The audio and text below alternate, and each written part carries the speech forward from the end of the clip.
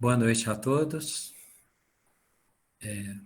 Eu agradeço, pela hora confiada, pela sustentação das irmãs, dos irmãos que trazem os testemunhos, que no inconsciente dão a energia que inspira as palavras.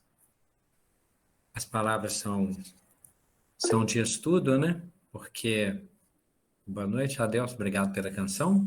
E, ao mesmo tempo em que vale para a prece, vale para os nossos encontros, Obrigado, Sirlene, um abraço. A prece, ela pode valer como encorajamento, ela pode servir como instrução, esclarecimento, ela pode valer também como intercessão, como pedido. Então, ela pode ser pedido, pode ser intercessão e pode ser encorajamento. O nosso estudo também tem essa característica. No tema de hoje, a expectativa é de que nós façamos um esclarecimento e que o esclarecimento possa ser consolador, que tenha sido coragem para que nós entendamos a nossa caminhada naquilo que chamamos apostolado. Está bem? Primeiramente é o seguinte, eu muito assim, superficialmente, nós já comentamos uma base que é espiritualista, através da qual se explica graus evolutivos, e nós vamos tentar contextualizar isto a fim de que compreendamos melhor o que distingue o apóstolo, o que significa o tema do estudo, que é o apostolado, e que nós consigamos nos perceber dentro desta escala,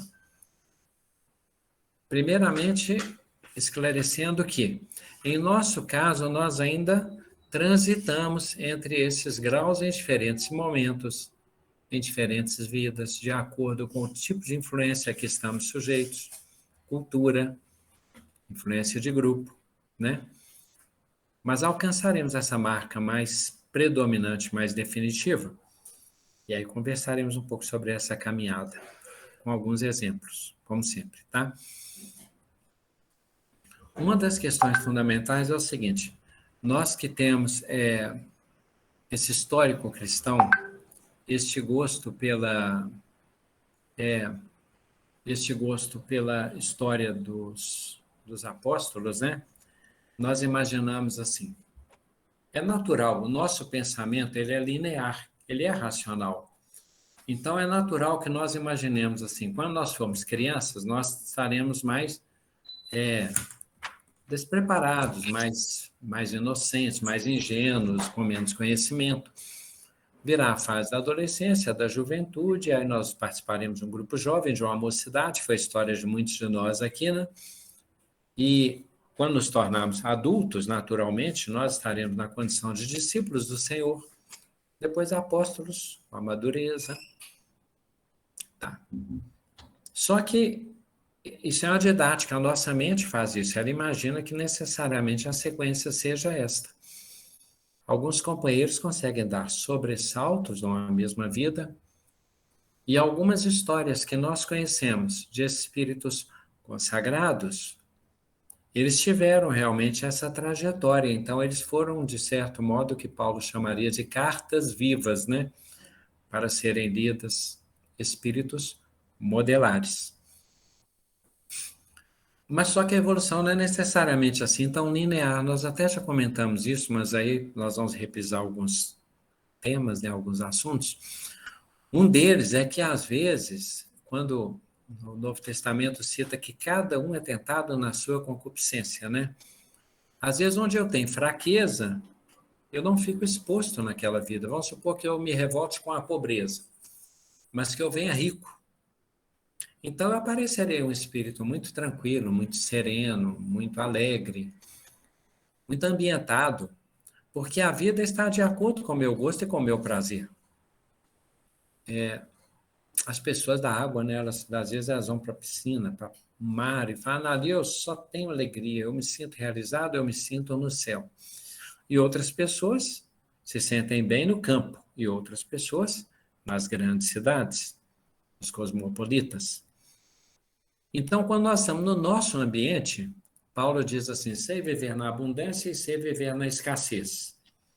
Quando estamos num ambiente que é mais afinado com o nosso gosto, nós nos sentimos realizados e nós nos sentimos alegres. Isso acontece e pode dar ideia assim, é um espírito muito evoluído, porque é um espírito alegre, tranquilo, louva a Deus. É o que Jesus fala assim, olha, no tempo do lenho verde, uma coisa, mas na hora do lenho seco, no momento da escassez, no momento da privação, é mais complicado. Então, por exemplo, isso a gente deu exemplo da riqueza. Uma outra pessoa que tem um corpo e é uma pessoa fisicamente, dentro dos padrões de beleza, que é uma coisa muito relativa, muito subjetiva, mas a pessoa está satisfeita com o corpo dela. E ela se sente satisfeita com aquele corpo, ela se sente também rica, não tem que ser monetariamente, né? Ou tem um talento e é consagrado, é afamado por isso também. Numa outra situação, inversamente, né? Nós encontramos alguém, às vezes, uma população de rua, e às vezes o companheiro está tranquilo e sereno, e a gente fala assim, nossa, como pode um espírito dessa evolução nessa condição? Mas às vezes ele está, naquele momento, satisfeito, aliviado, por causa de grandes responsabilidades que ele já teve. Né? Vamos imaginar que fala, nossa, essa pessoa já foi empresária, tá? E às vezes ela deixou responsabilidades familiares, de empresa, ou então deixou, então ela seguiu uma trajetória em que o espírito se sente aliviado. Então nós falamos assim, está evoluído naquele campo, naquele momento, naquela afinidade. O desafio é viver na escassez, né? É quem tem afinidade com a riqueza e dá conta de ficar bem na pobreza. Gosta de ter um corpo que lhe seja confortável, enfrenta um corpo que constitui provação. Gostaria de ficar numa vida mais simplória, com menos responsabilidades e assume grandes desafios administrativos. Tem uma outra categoria muito exemplificada, exemplar também. É quando nós estamos num grupo familiar afim. E nós dizemos assim, olha, é uma comunidade do bem, de amor, de paz, de alegria. Mas aquela comunidade, ela são espíritos afins e nenhum espírito mais desafiador naquela encarnação, pelo menos até que apareça outro, né? Espíritos inseridos, reencarnados, agregados, né, através de namoro, casamento, hospedagem, adoção.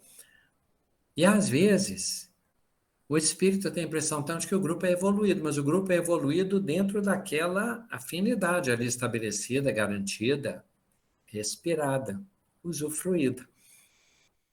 É diferente de estar num ambiente familiar, os próximos mais próximos, onde não haja afinidade, haja rivalidade, haja reprovação, não haja confiança mútua, onde as condutas e os valores são muito conflitantes. Então, o que estamos dizendo é que, às vezes, na nossa persona, na nossa personalidade, nós temos a impressão de estar mais evoluídos do que estamos ou de estar menos evoluídos porque a nossa característica não está manifesta, o nosso potencial, o nosso talento, a nossa capacidade não está ainda muito manifesta, ela está ali oprimida, recalcada, travada por algum fator.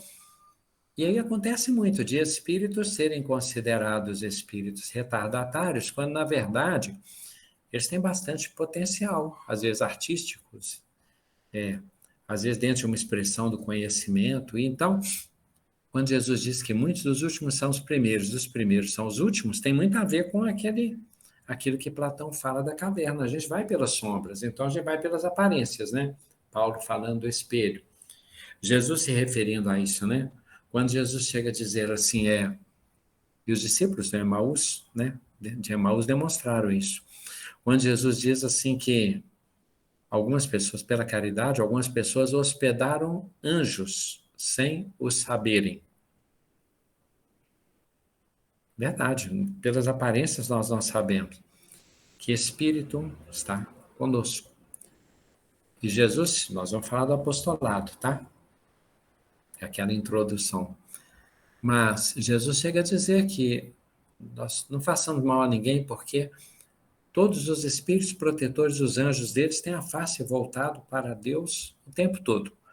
Como se anjo tivesse necessariamente face, como se Deus tivesse um lado, como se o olhar tivesse voltado para Deus, não é o olhar olho, né? Significa que eles estão o tempo todo conectados, sintonizados com Deus. Então a evolução deu para entender, não é linear. Significa assim, do jeito que eu estou hoje, eu começo daqui para frente. Isso, em parte, é verdade, porque o espírito não regride. Ele vai agregando conhecimento, experiência, né? A existência vai ficando mais complexa. Só que, né? De certo modo, poético lugar, o luar que bate na relva, muito bem, o reflexo divino, e o próprio sol refletido na lua, né, Selene?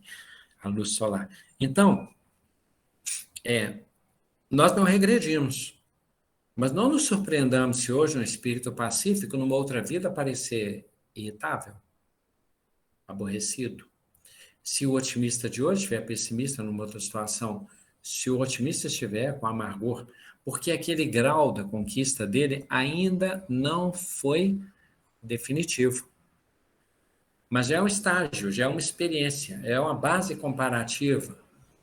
Está numa família tranquila, depois mais desafiadora e perturbada, mas com base na comparação, ele vai percebendo o tipo de harmonia possível numa família que pode prevalecer naquela outra, e o tipo de desarmonia dentro de um ambiente em que ele deve agora, comparativamente, ser grato pelo tanto que ele foi agraciado na presente vida. Se nós olharmos com pessimismo para a nossa existência, aquela teoria do copo cheio ou do copo vazio, quando está pela metade, nós diremos assim, nossa vida é difícil, patrão não valoriza, e salário sei o quê, e aí aquela generalização, salário é pouco, e família não reconhece, e as pessoas não levam em conta, e não sabe tanto que eu já fiz, porra, e coisas assim do perseguido. Se nós tivermos um olhar otimista, nós veremos assim, puxa vida, tanto desafio, tanta enchente, tanto desmoronamento, tanta perda, tanta separação familiar, tanta guerra, tanta doença, tanto, né? Então, para onde nós olharmos, a nossa mente vai se construindo. Bem, quando estamos imersos, mergulhados numa cidade, numa família, no meio, numa comunidade, então nós manifestamos potenciais virtudes e potenciais imperfeições. E vamos fazendo isso através das vidas. Por isso é complicado, nós sendo assim tão volúveis, dizemos que nós estamos na condição de apóstolos. Nós somos simpatizantes, talvez, da causa cristã. Estando nessa vida, nós podemos ser calouros, né? Estar se afinando aos poucos com o evangelho. Pode ser que ele já esteja mais arraigado em nós, então se trata de uma outra categoria. Vamos dar nome para essas categorias agora para ficar mais instrutivo, né? Graus evolutivos, já dissemos isso, mas hoje nós vamos falar isso com mais didática, com mais profundidade. Um primeiro grau evolutivo, que esse pessoal do livro que li, acho que era sobre, não sei se era antroposofia, um desses grupos espiritualistas aí, didaticamente colocou então que o primeiro grau da evolução é o do homem primitivo, da humanidade primitiva. Já dissemos isso. Ela é tão assim simples, né, de a gente definir, simples no sentido de simploriedade, não é como bem-aventurados os simples, né? Tão reduzido o grau ali, não de escolhas apenas, mas também de respostas naquele momento, hein? Que a satisfação deste grupo predominantemente consiste em sobrevivência. Tem sobrevivência prazerosa? Prazerosa? Tem. O grupo primitivo, muito comumente, se sente realizado com alimento, abrigo, casa e procriação. Lidam com as coisas exteriores a eles, às vezes com temor, com surpresa, né? Com admiração. Lidam e vão sendo alfabetizados nessa relação com os meios e em relação cada vez mais qualificada, diferenciada, mais peculiar uns com os outros. Mas, normalmente, a reação é bruta, é uma relação de força, é uma relação de satisfação das necessidades básicas. É mais do que uma vida vegetativa. Ela é animalizada, ela tem um fator da agressividade. É quando a espiritualidade diz que no nosso mundo ainda prevalece o interesse material sobre o espiritual, a questão dos instintos, a questão da força bruta, sobre as questões morais, sobre as questões da essência. Só que esse grupo primitivo, não é dizer que ele seja atrasado, ele está na faixa evoluída dele. Está na faixa natural de desenvolvimento, de crescimento, de exercício, e para ele aquela conquista, administrar isso, né? Saber a hora de comer, a hora de repousar, a hora da vigília, a hora de migrar, construir um abrigo, prevalecer, impor-se, liderar, recuar, observar. O grupo primitivo ele evolui muito assim. Dentro de uma faixa muito, o termo é exatamente isso, natural, é divino também. Mas olha só, esse grupo não se cogita o tema nosso do apostolado hoje.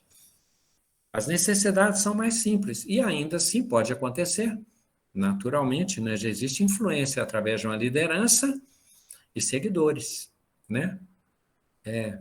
Isso é representado assim, ficticiamente, naqueles filmes lá do Planeta dos Macacos, né? Quando tem aqueles líderes mais sábios, mais pela força física, mais destrutivos, e o grupo vai escolhendo, né, o galho mais forte, de acordo com a sua afinidade. É a sabedoria, é a conquista, eu ia falar rapinagem, né?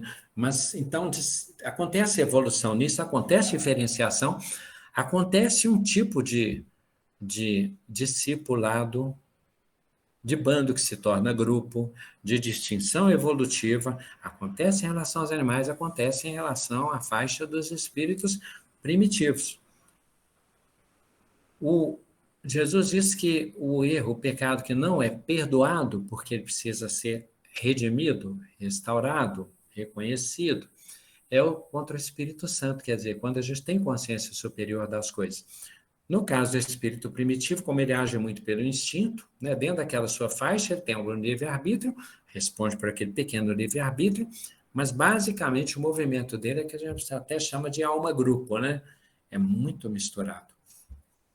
O grau superior a esse, e muitas vezes nós nos encontramos no grau seguinte, é o grau do homem comum, da humanidade comum. A humanidade comum, ela já é, no nosso caso, né, mais sedentária, ela já tem técnicas, por exemplo, de produção de alimento, de indústria, de tecidos, já tem, até no grau civilizado, né? Tem rituais mais elaborados, mas tem questões repetitivas. Então, essa questão de acordar, sair para trabalhar na segunda, torcer para chegar à sexta, ficar no final de semana, ficar sedentário, comer, abrigar-se, alimentar-se, passear, tá? Fica essa rotina, esperar o pagamento, comprar umas coisas, pegar o troco, repetir, pegar o carnê, repetir, comer, vestir, comer, pá. Vida comum. É a vida natural. É a contingência natural de estar encarnado e ter o corpo.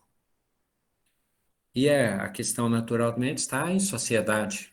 Então, é mais do que a situação do homem primitivo, porque é mais complexa. Mas essa mecânica do homem comum é uma daquelas em que nós mais nos demoramos. Nós vamos representar depois a ação dos homens comuns numa figura, tá?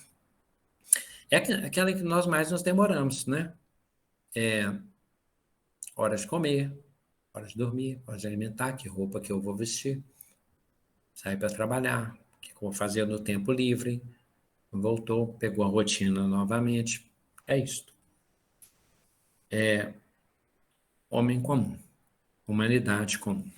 O grau superior ao da humanidade comum é o que essa classificação lá chamou de humanidade de ideais.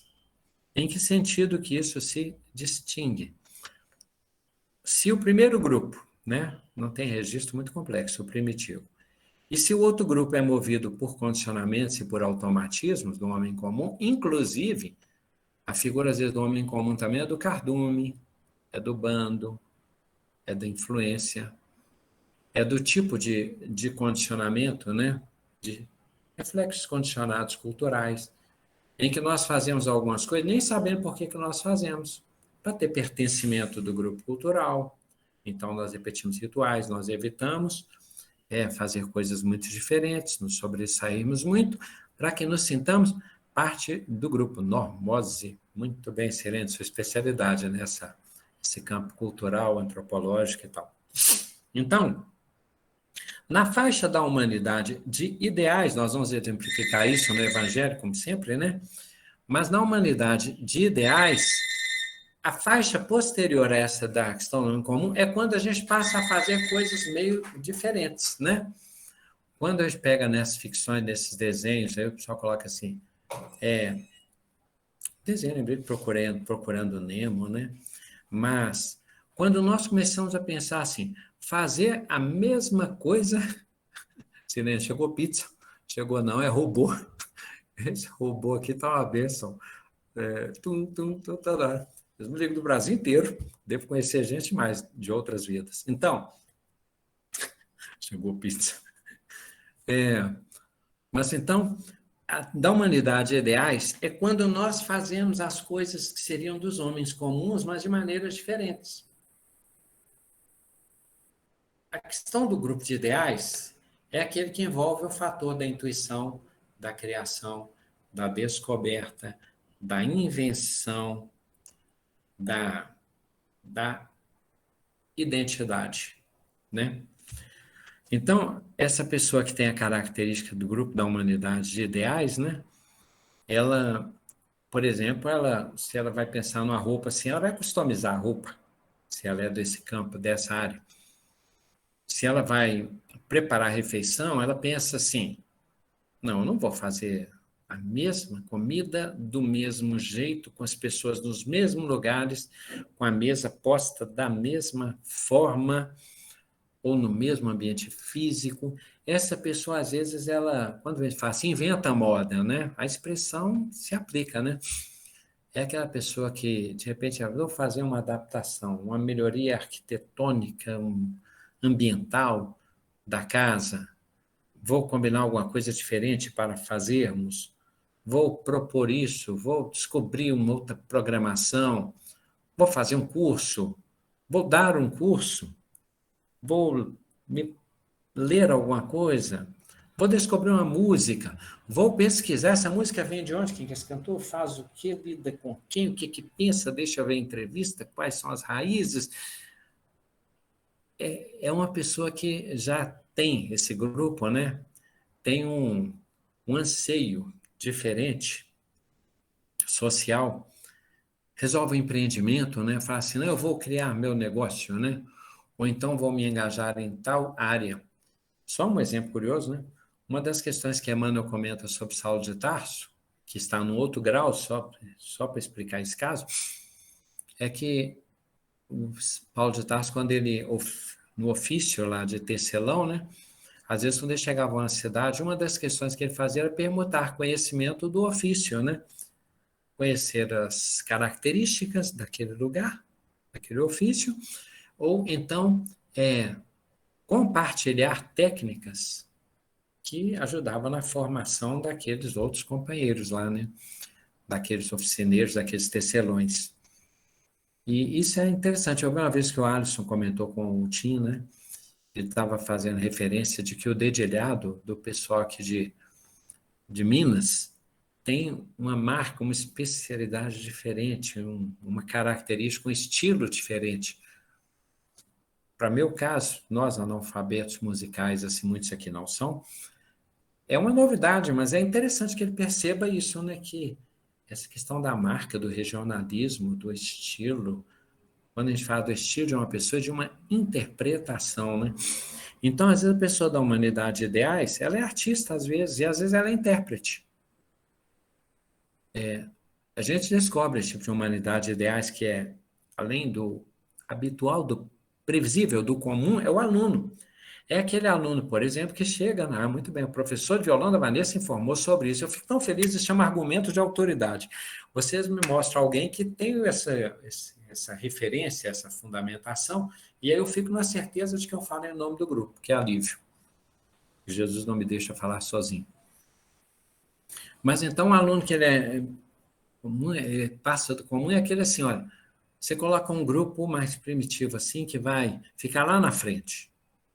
E o grupo comum, que às vezes vai, por timidez, por algum fator tal, vai mostrar o cartaz naquele momento, ou então ele vai fazer uma leitura. Mas o de ideais, ele interpreta a leitura, ele extrapola, ele comenta, ou ele associa, faz alguma coisa nesse sentido. Eu estou falando dentro do campo específico didático, linguístico, musical, artesanal, doméstico, né? A pessoa de ideais, ela vai tomar banho, né? E canta. Se essa pessoa vai dormir e tem um ritual anterior, a forma de dormir, a modo de preparar o quarto, tem um anseio, tá? Mas isso ainda é social. E o grau posterior, uma das minhas expectativas didáticas, a gente que nós percebamos que nós estamos muito no grupo comum de ideais, não é por desolação do grupo, é só para nós termos cientificidade sobre o que será chamado de apostolado, a fim de que nós tenhamos esclarecimento sobre esse grau que nós quisermos alcançar. E o que Jesus faz para que nós cheguemos a ele? Bem, o grau seguinte, o pessoal fala, agora já é o apostolado, né? Porque a gente já passou pelo comum de ideais, se falar que está mais longe, eu até desanimo. Aí vai desanimar, mas não é para desanimar, não. Aí vem o aspirante espiritual. O que é isso, né? É aquela pessoa que ela faz criações, ela empreende, ela veste diferente, ela cozinha de uma maneira legal, ela visita uma pessoa, ela conhece um lugar, ela fala de uma paisagem, ela olha pela janela, ela experimenta o corpo, aí ela vai, faz academia, ela pratica um esporte, ela lê um livro, mas ela sente assim, o mundo não me basta. Eu não estou me sentindo pleno. Eu estou, né?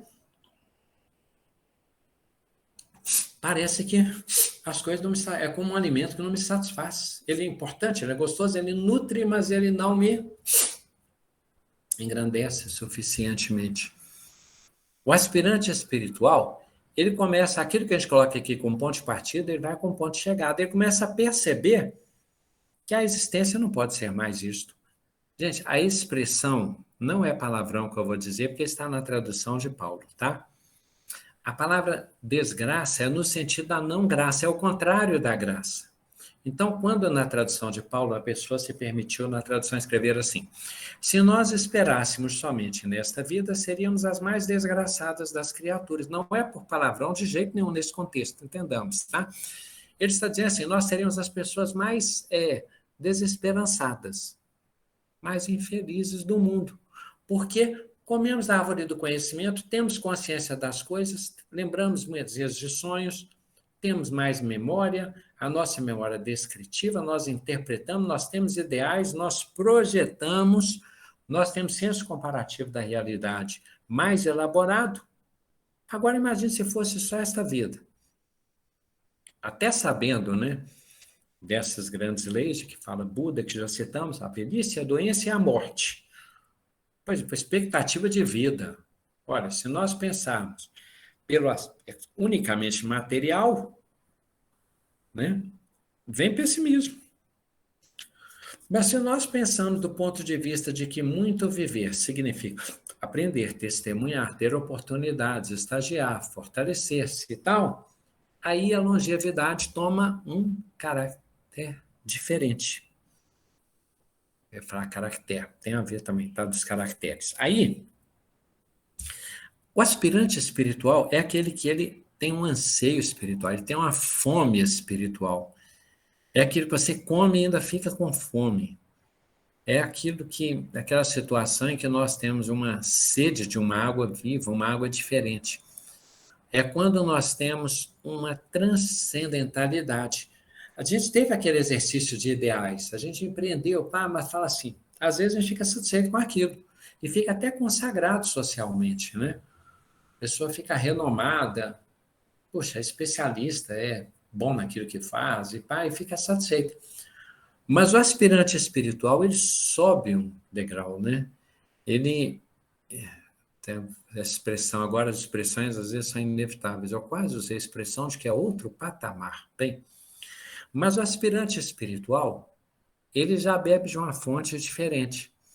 Ele sente que, como diz o Pequeno Príncipe, esse corpo é muito pesado, né? Ele percebe que a matéria se degenera muito. Jesus, quando fala louco, hoje ainda será pedido a tua alma, de que vale o homem ganhar o mundo inteiro se vier a perder a sua alma, né?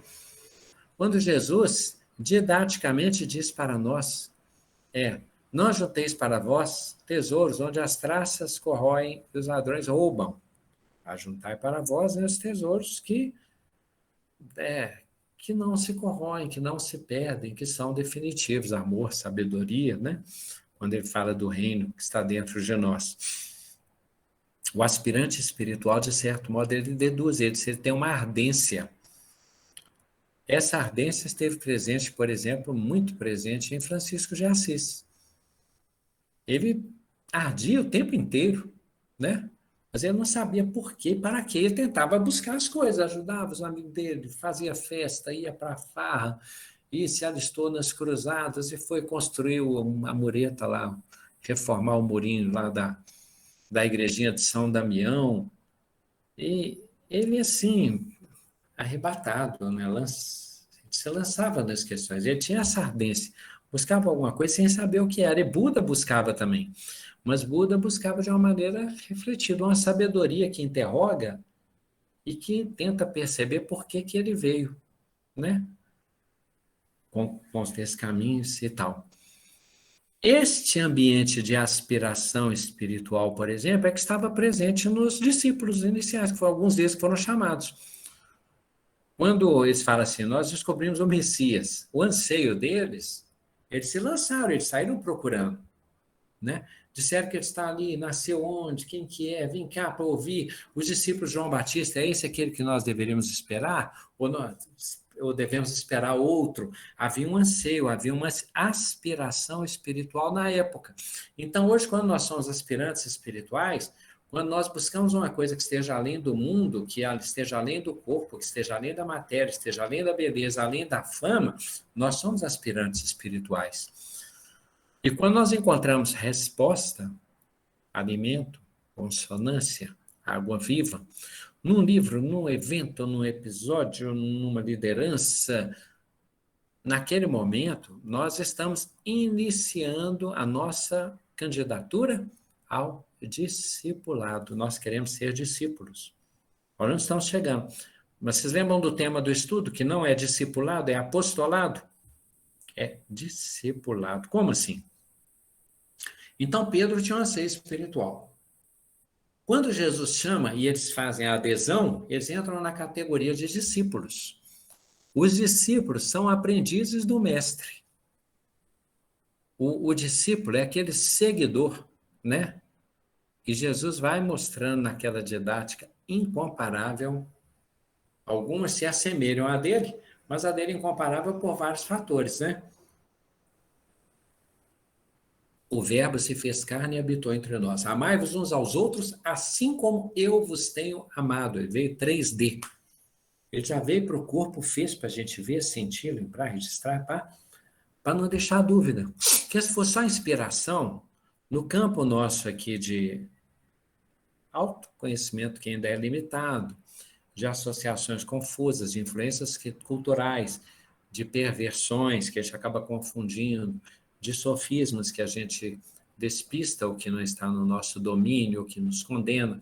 Então, nós acabaríamos deturpando a mensagem, que é o que aconteceu no Antigo Testamento, sem Jesus, em que às vezes virava dominação, sobreposição, exclusão de povos, pilhagem em relação a tesouros de outros povos, apedrejamento de um lado, privilégio, favorecimento de fenômenos em relação ao grupo na guerra, desmerecimento das meninas, desconsideração das crianças, estigmatização e segregação dos doentes. Ficou bacana essa palavra, dessa coisa complicada. A coisa é ruim, mas o sentido é esse. Nós deturparíamos. Então, quando um mestre, um senhor vem, é diferente, é onde nós vamos chegar. Mas o discípulo, então, é aquele aspirante espiritual que se engaja numa escola espiritual, né? Ele se candidata a seguir, não só testemunhar, mas aprender, assimilar, consentir, transformar-se, e ele começa a estabelecer isso, é como se fosse um estágio, né? Superior. Mas olha só a montanha que nós subimos. Nós saímos da condição de homem primitivo, na nossa conversa aqui, passamos pela situação de homens comuns, de humanidade comum. Na Semana Cronológica Internacional da Mulher, uns ligam, outros não. Eu acho que todos os dias são dia das mulheres, dos homens, tudo bem. Mas eu estou falando aqui eu estou achando legal usar a palavra homens, porque tem muita crítica social e pela nossa questão patriarcal, machista e tal, é importante a gente dar uma equilibrada nisso mesmo. Então, na condição de homens primitivos, na condição de homens comuns, na condição de homens ideais, na condição de aspirantes espirituais, olha o tanto de questão que ficou para trás. Aí a gente vive no corpo sabendo que não somos o corpo. A gente lida com a matéria sabendo que a matéria não é a realidade definitiva. Nós lidamos com o tempo entendendo que o tempo é um meio necessário para a nossa evolução, mas que essa dimensão do tempo depois vai tomar uma outra característica no universo, que a física quântica estuda e que nós não sabemos muito como que é. Mas sempre Deus nos trará coisas melhores. Hoje nós estamos no melhor que nós estamos tendo e merecendo é o que nós temos, né? Porque a justiça vem com a misericórdia. Aí, aspirantes espirituais, nós galgamos aqueles degraus. Talvez nós estejamos na condição, acredito também, mais do que pessoas, espíritos em condição de humanidade comum, mais do que de ideais. Se estamos na própria live, nós respondemos a uma aspiração espiritual e pela perseverança aqui, eu acredito que nós estamos na condição de discípulos, né? Isso é para envaidecer, dizer que é superior? Não, porque é muito discípulo. Quem me livrará desse corpo de morte? Se o bem que eu amo eu não faço, e o mal que eu não amo eu faço. Contradição, né? Os lábios, vocês me honram com os lábios, mas os corações estão longe de mim. Então, quando eu falo da condição de discipulado, eu não estou dizendo de sermos seres superiores. Estamos dizendo que há uma proposta mais evoluída espiritual do que as anteriores. Primitivo, comum, de ideais, aspirante espiritual, discípulo. Mas e o pessoa então está dizendo que é superior ao primitivo? Depende da idade espiritual, da caminhada, porque eles podem estar mais evoluídos na condição primitiva deles do que nós estamos evoluídos na condição de aspirantes espirituais. A nossa resposta pode ser pequena e a deles pode ser intensa. Uma reunião espiritual mediúnica, às vezes, porque é um desafio, nós temos que ser muito humildes. Porque muitas vezes nós lidamos com companheiros, com entidades, mas em nome do bem, o bem prevalece sobre o mal e o amor prevalece sobre o ódio. Então, por força dessa hierarquia, o amor vai prevalecer. Mas eu lido com uma entidade que é muito mais poderosa, muito mais intensa, muito mais focada, muito mais forte no mal do que eu sou no bem. Eu sou fraco no bem, ela é forte no mal. O que vai acontecer nessa correlação de força? Obviamente, vai dar problema, e é o que acontece no meu caso. Mas vamos lá. Então, o discípulo, ele aderiu, ele se alinhou, ele está tentando se disciplinar, ele está se esforçando nesse campo em que o mestre dele testemunha e ele quer alcançar o selo definitivo de apóstolo. E ele vai perseverando e vai lutando. De acordo com a linguagem do Evangelho, podemos dizer que o discípulo, muitos são os chamados, muitos são os chamados. Aí entra o apóstolo, poucos são os escolhidos. O discípulo é aquele companheiro que ele é chamado, ele já se esforça, né? E o apóstolo é aquele companheiro que passou pelo estágio com o mestre,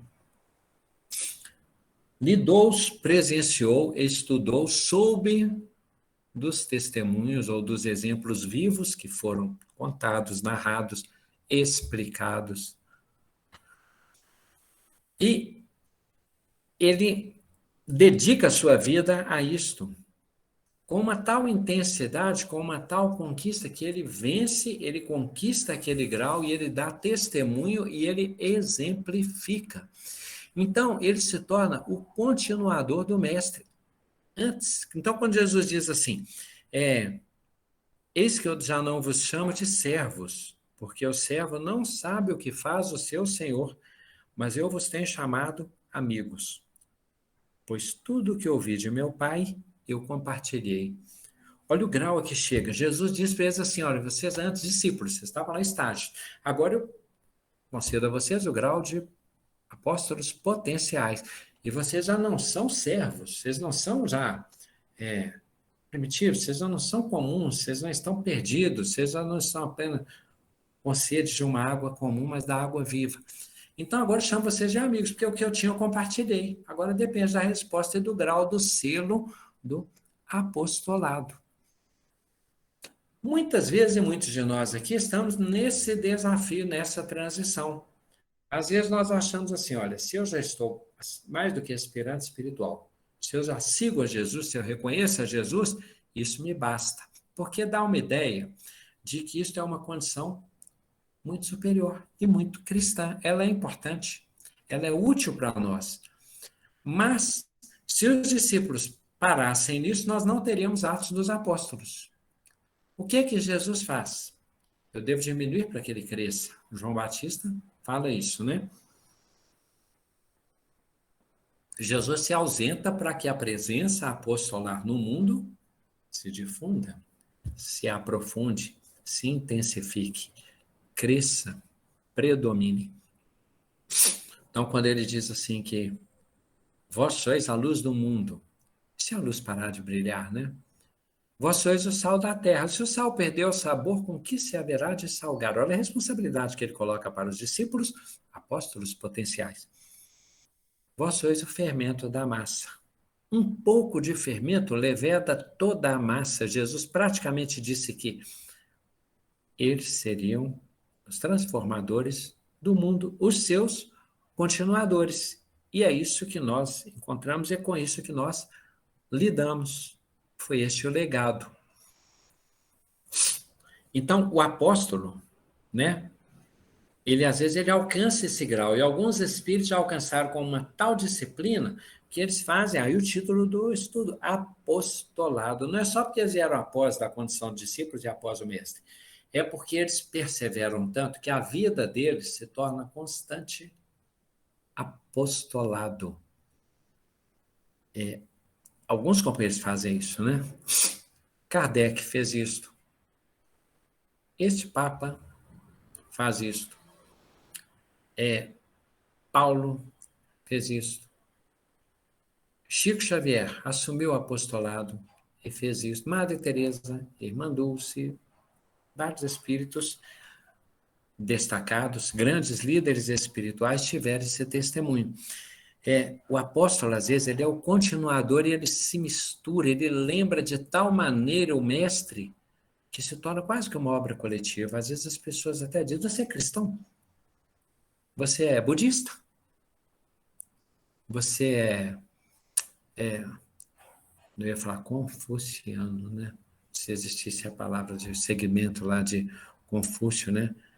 Você, lá no Oriente tem Dalai Lama, tem Yogi, tem os nomes diferentes, mas o apóstolo, então, é isso, é aquele companheiro. Olha só agora o alto da montanha a que nós estamos chegando, tá?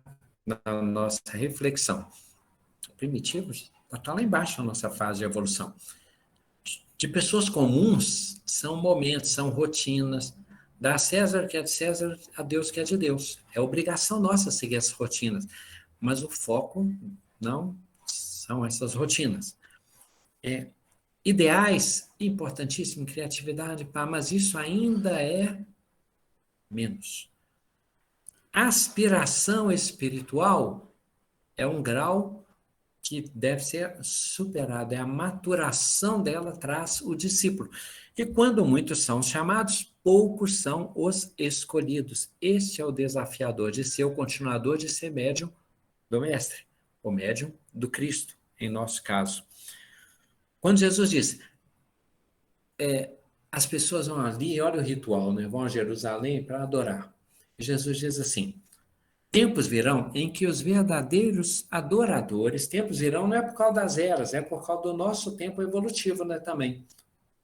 Tempos virão em que os verdadeiros adoradores não irão a Jerusalém, aqui ou acolá. Os verdadeiros adoradores adorarão em espírito e em verdade, e é desses adoradores que o Pai precisa. Então, quando a gente lê lá a questão de Paulo, né, de Estevão, de Barnabé, de Lucas, de Timóteo, a gente vê que onde eles estavam, depois até surgiram os templos, tudo bem. As sinagogas, os templos, né? As escolas de evangelho e tal, mas onde eles estavam se tornava um lugar sagrado por causa da sacralidade deles. Quando passa do grau de apóstolos, é que o apóstolo é aquele, o discípulo é o esforço, o apóstolo já é a conquista, né? Já é aquele companheiro que consegue perdurar, que a vida dele já é uma vida de virtude. E essa virtude viva, ela faz com que, de certo modo, ele seja um continuador do mestre, inclusive no mestrado, inclusive na formação. Depois do grau do apóstolo, o que que vem, então? Aí nós vamos buscar o que depois? Aí vem o grau do mestre. Mestre, como dissemos, mestre pode ser Confúcio, mestre pode ser um Dalai Lama, mestre pode ser Buda. Quando se fala no Oriente que quando o Shela está pronto, o guru aparece. Quando o discípulo está pronto, o mestre se manifesta. Mas ele vem para ensinar, para fim de... Os rituais de iniciação que o Oriente representa com a linguagem oriental tem a ver, no ponto de vista cristão, com essa formação apostolar, que tem o selo, no caso dos apóstolos, naquele simbolismo de Pentecostes. Quando eles começam, Jesus enviando 2 a 2, depois eles vão, conseguem fazer curas, conseguem pregar, conseguem dominar uma série de fenômenos e tal, em Pentecostes, mas aquilo para que eles estivessem preparados para o testemunho. O que isso tem a ver com a nossa vida? Daqui a pouco, tá, gente? Aí vem o mestre. Buda, o budismo, Confúcio, o confucionismo, Cristo, o cristianismo. Porque vários apóstolos vão surgindo. O mestre já é o enviado, né? Jesus muitas vezes enviou Buda, enviou os profetas, enviou Confúcio. Então, quando ele envia, né, para preparar o caminho, quando João Batista diz, né, aplainai os caminhos do Senhor, agora chegamos ao grau máximo que alcançaremos na Terra, né? No pequeno conhecimento que temos. Discípulo, apóstolo, mestre, Senhor. Então, quando ele chamava Jesus de Senhor, né? Chamais mestre, eu sou, porque me chamais bom, bom não sou, bom é o Pai e tal. Mas Jesus, quando nós vemos Jesus é o Senhor do mundo, nós estamos falando de um espírito que passou pela condição primitiva, comum, de ideais, aspirante espiritual, discípulo, apóstolo, mestre, Senhor. O mestre, ele é enviado. Olha só, fica até legal. O discípulo, ele é chamado. No aspirante espiritual tem um ardor, uma ardência, um desejo espiritual, ele quer transcender. Nós estamos pegando o grau de cima, deixamos aquela tríade mais terrena, né, primitiva, comum e de ideais, que já é mais ou menos, e já colocamos aspirante espiritual, discípulo e apóstolo.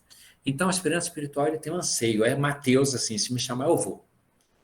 Aí Jesus chama, ele já é discípulo, ele escreve o evangelho já na condição de apóstolo, né? Ele já está registrando ali. Ele já está como apóstolo registrando para um dia usar aquela matéria no plano espiritual para se tornar mestre. Zaqueu tem aquele anseio espiritual que o mundo já não respondia, aspiração espiritual. Aí quando Jesus fala, desce daí, convém que eu entre em tua casa, ele foi chamado, ele entra no grau de discípulo. Hoje a salvação entrou nessa casa. Se perseverar, entrou. Vai ficar? Ele vai definir se será um apóstolo, né? O apóstolo, o discípulo, ele é chamado, o mestre, o discípulo, ele é chamado. O apóstolo é escolhido. A seara é grande, mas os ceareiros são poucos. E nas searas tem muitos repetidores, né? Muitos de nós somos simpatizantes, temos anseio espiritual, temos momentos e tal. A seara é grande, mas os laboradores, os apóstolos ainda são poucos. Esforçai-vos por entrar pela porta estreita, porque larga é a porta que leva à perdição. Se pensarmos numa pirâmide, aqui assim é um topo mais numeroso. E aqui vai se distinguindo até chegar a esses graus, né? Que a gente vai falando, comum, primitivo, comum de ideais, aspirante espiritual, discípulo, apóstolo, mestre, senhor. Discípulo é chamado, apóstolo é escolhido, o mestre é enviado e o Senhor é encarnação. Como assim? O Verbo se fez carne e habitou entre nós. Dá para perceber quando nós dizemos que Jesus é superior, que ele é singular? Isso não é demérito nenhum para os outros mestres. Por quê? Porque no estágio evolutivo em que se encontram, ou se encontravam, né? Eles evoluem o tempo todo e também serão senhores planetários. Naturalmente. Então, quando dizemos que nós seguimos ao Mestre Jesus, compenetramos de quê? Nós já somos discípulos. Olhar para trás, a estátua de sal, não. Tem coisas ótimas para a gente lembrar lá atrás. Não podemos nos demorar ali, né? Não os deixeis cair em tentação, mas livrai-nos do mal quando ele subir. A nossa condição já é de distintivo de quem foi chamado, de discípulo. E o nosso desafio de disciplina de força, de consolidação da virtude, é alcançarmos o grau de apostolado. É quando chega a condição em que as pessoas já dizem: todos reconhecerão que sois meus discípulos, se vos amardes uns aos outros. Ou, vede como eles se amam. Já viu quando o pessoal fala assim: você é cristão, ou você é espírita? Percebi, às vezes a pessoa percebe isso pela conduta. Por um silêncio, por uma percepção. Nós estamos desafiados. E agora chegaremos ao nosso Pentecostes. Meu irmão, deu para perceber desde o homem primitivo até o Senhor? Tranquilo? Bem. Lembrando algumas questões rapidinhas, tá? Zaqueu teve ardência, lembrando. Timóteo aderiu rapidinho. Ele já viu Paulo, percebeu, quis pegar o evangelho novinho, pá. E ele já ficou impressionado e a bondade dele já refletiu, novinho. Ele já entrou como discípulo e já foi alcançando o grau de apóstolo rapidamente, mesmo jovem. Prisca e Áquila foram aprendizes do evangelho, eles aprenderam na escola do evangelho, levaram para as tendas, muitos foram assim. Eunice e Lloyd já eram boníssimas, já hospedaram Paulo, estava lá com Timóteo, mas elas já patrocinaram, já bancaram, já abriram a porta. Tem personagens ali do Atos dos Apóstolos que são impressionantes pela escolha de época, né? Ibrahim e Eustáquio foram os companheiros que deram emprego para Barnabé e Paulo, que chegaram como forasteiros, deram emprego para eles numa olaria e num tear, e quando eles foram para a missão pública deles, de pregar sobre o evangelho, os dois se impressionaram e se converteram ao cristianismo.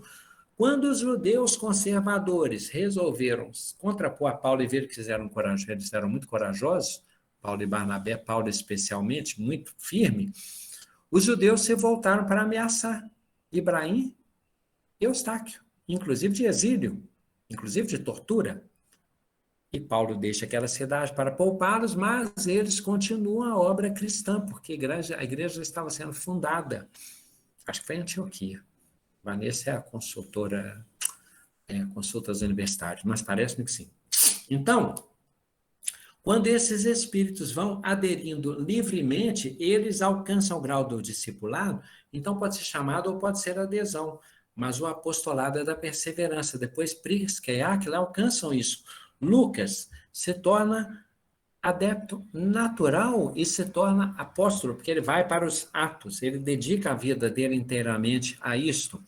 O jovem rico era um aspirante espiritual, mas ainda não estava preparado. João Marcos, que desistiu da viagem, era um aspirante espiritual, mas também adiou e depois chegou o grau dele de colaborador e certamente alcançou o grau de discípulo. Para apóstolo, não sei se já naquela vida, mas Tecla, arrebatada pela figura de Paulo, foi uma questão passional na época, mas depois dizem que ela se tornou mártir. Então, ela, por uma questão passional, e aí entra noutra questão, o que nos leva ao apostolado? Pode ser, agora sobre nossa vida presente, tá? O apostolado pode se dar por causa de uma boa companhia, um mestre espiritual, um exemplo de virtude, as figuras paternas e maternas, as figuras, o verdadeiro amigo, tudo isso pode nos apressar o alcance apostolar. Pode ser por causa de um episódio. Muitas pessoas que foram curadas por Jesus passaram a ser seguidoras dele, por causa de uma visitação, um episódio, um olhar, uma palavra, um sermão do monte, uma cura, uma parábola. Às vezes, o que nos torna apóstolos é uma época, uma contingência. A contingência pode ser uma questão, um sinal, uma questão do nosso corpo, uma coisa que nos é tirada para que nós consigamos entrar com os dois olhos no reino dos céus ou com um, porque com os dois a gente está meio perdido. Uma contingência que ainda é pessoal. Ou pode ser uma época. Quem esteve na época do Coliseu, e foi preso porque estava ouvindo uma palestra, e depois se impressionou e arrepiou, estava bem acompanhado, foi para os leões, percebeu que estava amparado por espíritos luminares, e que depois não sabe por que de repente estava lá cantando. Parecem pessoas comuns, como aqueles pastores que estavam lá no presépio, né? Parece espírito primitivo, como aqueles animais que estavam lá naquela representação, lá na manjedoura. Mas esses espíritos se engrandeceram por causa da era. Então, quando neste nosso mundo, neste momento, nós deparamos com desafio, doença, desabamento, guerra e tal, Jesus está nos chamando para Pentecostes. Jesus está nos dizendo assim, para não esfriar a nossa fé, para termos otimismo, para termos confiança, para dizermos que os Coliseus, Pompeias, tudo se atualiza e que por amor ele nos visita com contingências, com curas, com alívio, com fervor, com necessidade de prece, de um temor que nos faz voltar, a fácil expressão, né, para Deus. Resumidamente, concordando com Francisco de Assis, a irmã dor também é importante para nos conferir o apostolado, tá? Então, que a mensagem esteja de paz e alegria e que nessa paz esteja também a irmã dor. Não vamos deixá-la do lado de fora do nosso lar espiritual, não, tá? Bem, então, interrompemos por aqui por causa do tempo, mas lembrando de Jesus para fechar, aquele que quiser vir após mim, o Senhor, renegue a si mesmo, o homem comum e o homem de ideais, tome cada dia a sua cruz, o aspirante espiritual e o discípulo que luta, e siga-me, o apóstolo. Tá? Abraço a todos. Valeu, Demóstenes, estamos confiados, tá? Obrigado, Gerardo. Muito, muito obrigado. Eu estou pensando aqui, o que eu vou fazer amanhã? Você vai levantar, vai alimentar, vai escolher a roupa. Não, às 7 horas da manhã eu já vou acordar. Gente, eu sou um discípulo. Porque eu acho que nós até passamos dessa condição de aspirante, porque nós somos 30 aspirantes ao cristianismo aqui, e a gente não é de agora, né? É a primeira vez que eu estou ouvindo um estudo desse, né? Então, a partir de agora eu me torno discípulo. Então, a minha responsabilidade é maior, né? Muito bem. Obrigado. Nós todos, abraço a todos, tá, gente? Eu vou Tá interagindo com o pessoal do chat aqui. Considerem-se respondidos, abraçados e muito agradecido. Eu fico, tá? Tá certo. Boa noite, Gladson. Boa noite, tudo bem? Silvia também? Obrigada, tá?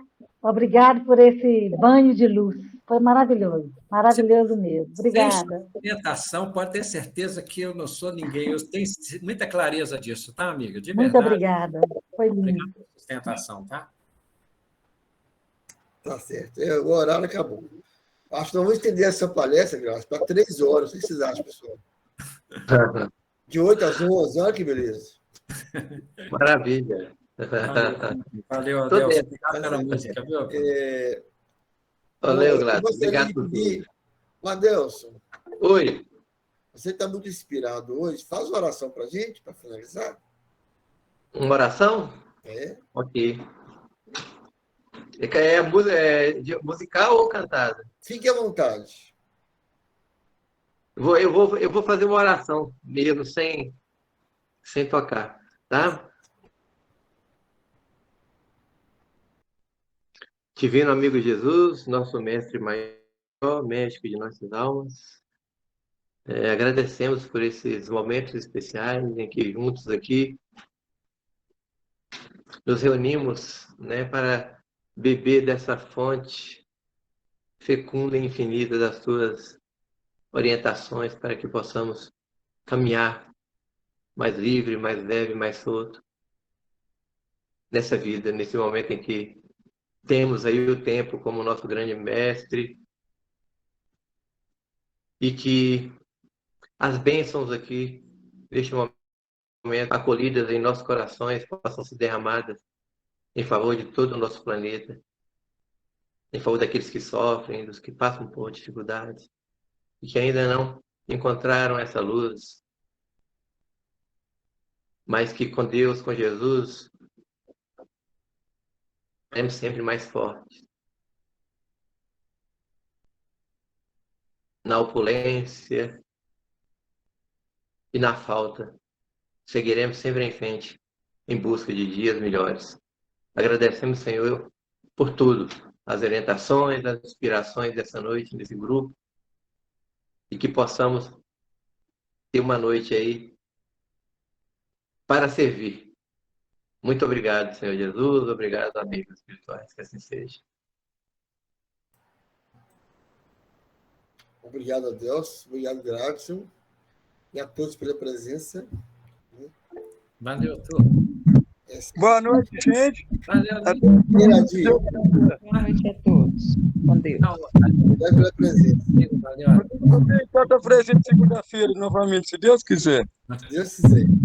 Felicidade para você. Muito. Obrigado. Um abraço, irmão. Valeu, gente. Boa noite. Com Deus. Falou, amigo. Valeu. Tchau. Falou, Larissa. Boa Oi, noite, Lala. Gladson. Boa noite, pessoal. Boa noite. Boa noite, Falou. Lala. Saudade de vocês. Saudade, Nelinho. Beijos. Valeu. Igualmente. É o Nelinho, né? Eu sou a Delcio, não tem jeito. Elia Delsa. Eu agora você faz lembrar que eu conheci até aquele Nelinho famoso, mas isso é um outro assunto, isso é coisa da terra, né? Pois é, claro, você carrega esses dois nomes aí, você acredita? Pois é, parabéns. É. Valeu. Um abraço a todos. Valeu, gente. Boa noite, com Deus. Valeu.